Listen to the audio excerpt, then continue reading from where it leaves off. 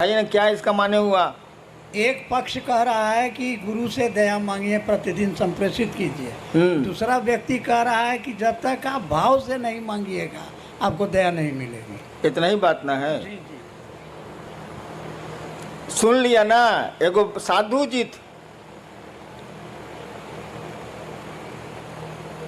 तो उनको गांव वाला लोग बुलाया कि आइए, बड़ी दिन से आप गांव के बाहर रहते हैं पहले के ज़माने में, आज गांव में के आपके सम्मान में एगो प्रीति भोज देंगे, मैंने खाने पीने वाला प्रीति भोज। आप नहीं दे रहे हैं हमको, लेकिन उस साधु को दिया था। आया तो साधु आया तो कुछ तो सवाल जवाब होबे न करेगा। तो कुछ लोगों ने पूछा कि बाबा बताइए, भगवान है कि नहीं है? तो साधु बोला कि कौन लोग कहते हैं कि भगवान है, जरा हाथ उठाएं। तो हाथ उठा कुछ।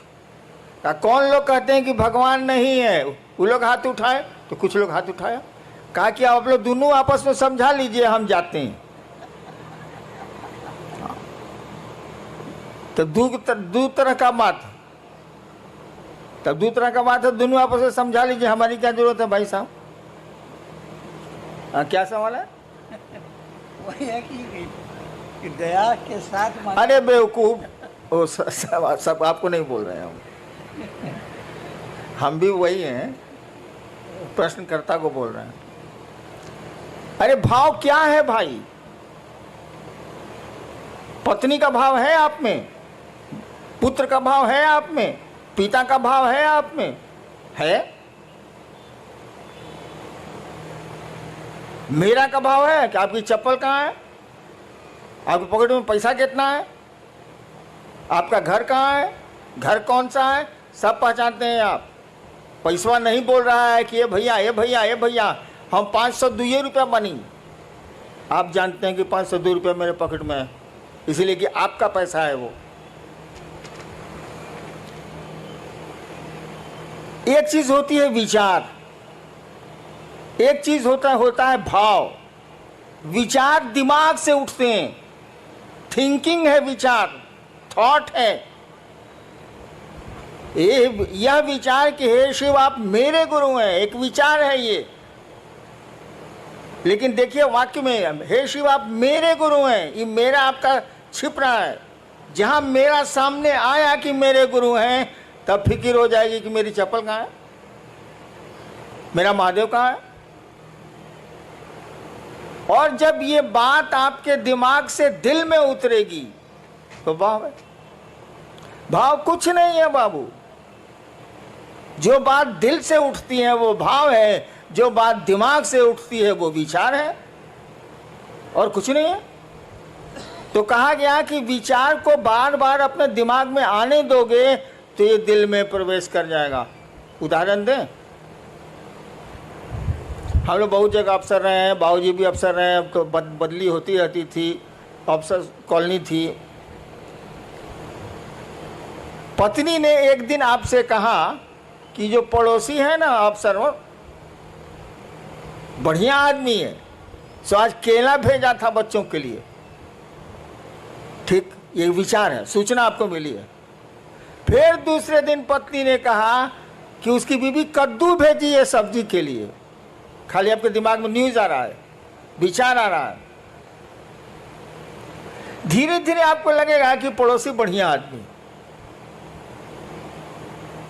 एक दिन आपकी पत्नी ने कहा कि देखिए ना उसको बुखार लग गया है उनके बचवा को, तो आप कहेगा चलो ना दिखाते हैं। देखिए अब दिमाग से बात दिल में आने लगी, उसके बच्चे को देखने आप जाने लगे। इसका उल्टा देखिए, आपका बच्चा फूल तोड़ने पड़ोसी के यहाँ गया, डांट दिया पड़ोसी ने, आके आपको बोला कि मम्मी मम्मी मम्मी हमको डांट दिया, फूल तोड़ने गए थे। ठीक, एक सूचना आपको मिली, एक विचार आपके दिमाग में घुसा। फिर दूसरे दिन ऐसा ही कुछ हुआ, फिर तीसरे दिन ऐसा ही कुछ हुआ। 5 दिन के बाद आपको मालूम हुआ कि वो स्कूटर से जा रहा था, उलट गई स्कूटर, टांग टूट गया। आपके कहा ठीक हुआ साले को, ठीक हुआ साले। देखिए अब दिमाग से, अखबार का न्यूज़ नहीं है ये, अखबार में रोज एक्सीडेंट होता रहता है, आप कहाँ कुछ सोचते हैं। यानी आपके दिल में बात आ गई, अब ये दुश्मनी का भाव पैदा हो रहा है। वहाँ दोस्ती का भाव पैदा हो रहा था, यहाँ दुश्मनी का भाव पैदा हो रहा है। तो भाव कुछ नहीं है, जो बात दिल से उठती है वो भाव है। शिव मेरे गुरु हैं, ये बात अगर दिल से उठती है तो ये भाव है, अगर दिमाग से उठती है तो ये विचार है। जब तक भाव में नहीं जाएगी ये बात, कहा ही जाता है कि आध्यात्म की किसी भी गाड़ी का पेट्रोल भाव होता।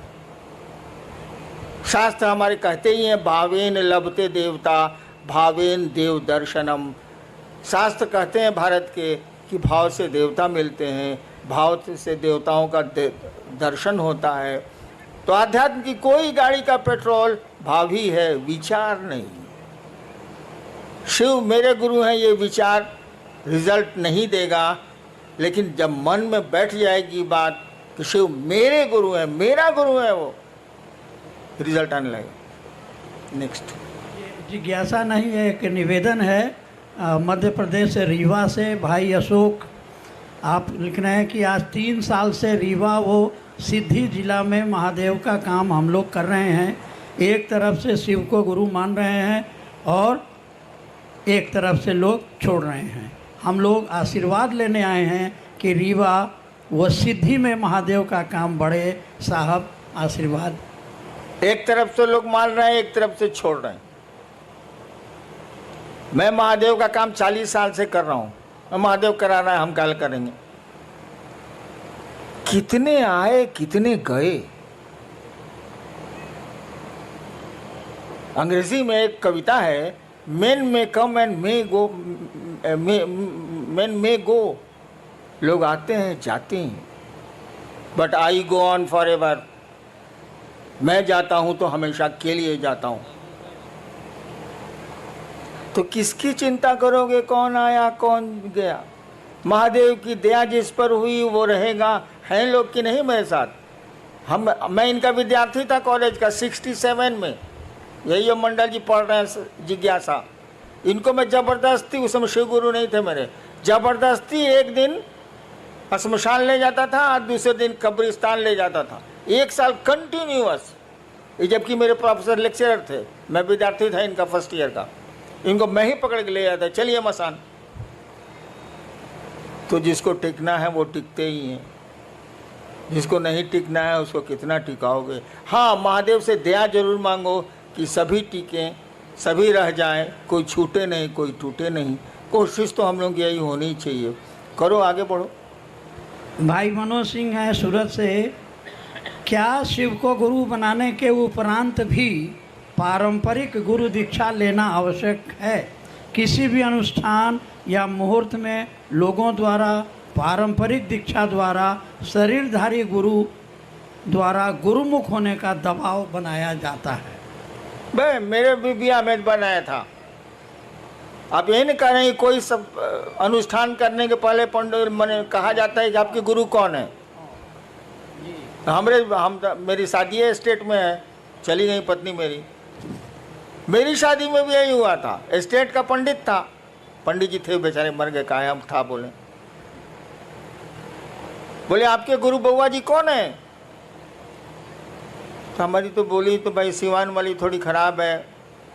हमने कहा कोई साला मेरा गुरु नहीं है। तो लोग बका गया कि लड़का है ब्याह के मंडप पर बैठा हुआ, कहता है कोई साला मेरा गुरु नहीं है। तब मेरी पत्नी से पूछा, उस समय पत्नी हुई नहीं थी, वो होने वाली थी 2 घंटे के बाद। पत्नी से पूछा कि आपके गुरु कौन है, बोले कोई नहीं। तो पंडित जी बोले कि चलिए शिव को गुरु मान लीजिए। हम कहा मैं नहीं मानूंगा। पत्नी ने कहा हम मान लेंगे। इसीलिए बाद में कहती थी कि आपसे हम सीनियर हैं। हम कहा तुम ब्याह करने के लालच में मानी हो, हम लालच में नहीं माने। हाँ, तो हम बिना गुरुए के ब्याहो कर लिया, तुम इसी की चिंता में पड़े हो जी। बट इससे बड़ा कोई अनुष्ठान होता है ब्याह से ज्यादा बड़ा? मस्ती सुनो, कहो कि शिव मेरे गुरु हैं, दीक्षा की क्या जरूरत है?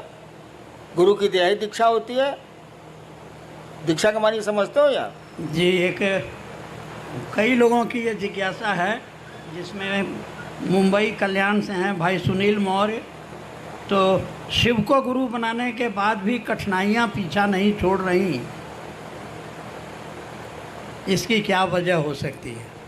एक तो आप नमः शिवाय अगर ठीक से करते हैं, 108 बार अगर माला पर करते हैं, माला 108 की होती ही है, या टुकड़े टुकड़े में सांस पर नमः शिवाय से अपने गुरु को प्रणाम करते हैं, तो बाधाएं कम हो जाएंगी, कठिनाइयां कम हो जाएंगी। नमः शिवाय आपके कष्टों को कम करने की का बहुत सुंदर मेडिसिन है, औषधि है वो,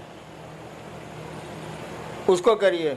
और जहाँ तक कठिनाइयों का सवाल है, जान लीजिए इस जगत में कोई आया है तो उसको ज़िंदगी में अच्छी खराब दोनों सड़कें मिलनी ही मिलनी है, कोई उपाय नहीं है।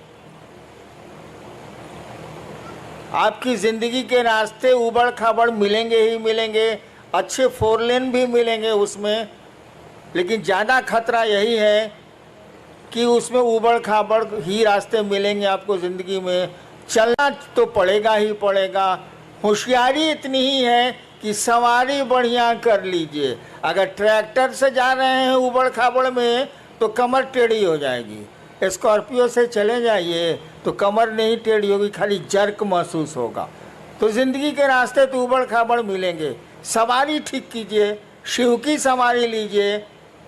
जर्क तो उसके बाद भी महसूस होगा, लेकिन कमर टेढ़ी नहीं होगी। रास्ते नहीं बदले जा सकते, सवारियां बदली जा सकती हैं। शिव की सवारी ले लो, शिवयान ले लो, यान माने सवारी, शिवयान ले लो, वायुयान, शिवयान ले लो, निकलते चलो निकलते चलो। थोड़ा बहुत तो जर्क लगता ही लगता है, अच्छी सड़क मिलेगी तो नहीं लगेगी। जीवन में कठिनाइयाँ आएंगी ही आएंगी। धरती पर जो भी आया है आज तक परेशानियों में रहा है वो, और उसमें उसने काम किए हैं। पहाड़ों पर वो चढ़ते हैं जिनको चढ़ना होता है, नहीं तो सीढ़ियां भी पहाड़ होती, इंसान के लिए सीढ़ियां भी पहाड़ होती हैं। और कोई है जो एवरेस्ट पर भी चढ़ता है और जिसका नाम होता है शेरपा तेंजिंग, दुनिया जानती है उसको। और कुछ लोग मिलेंगे कि आपके घर नहीं आ सकेंगे, एक पहला मंजिल पर आपका रहने का है, बड़ी दिक्कत है। कुछ लोग सीढ़ियों को पहाड़ बनाते हैं, कुछ लोग पहाड़ को सीढ़ियाँ इन इसीलिए इन चीज़ों से नहीं घबराना है। परेशानियाँ हो आगे बढ़ो, शिव की ओर बढ़ो, तभी मज़ा है, तभी किसी रिजल्ट का मज़ा है, नहीं तो कुछ मज़ा नहीं।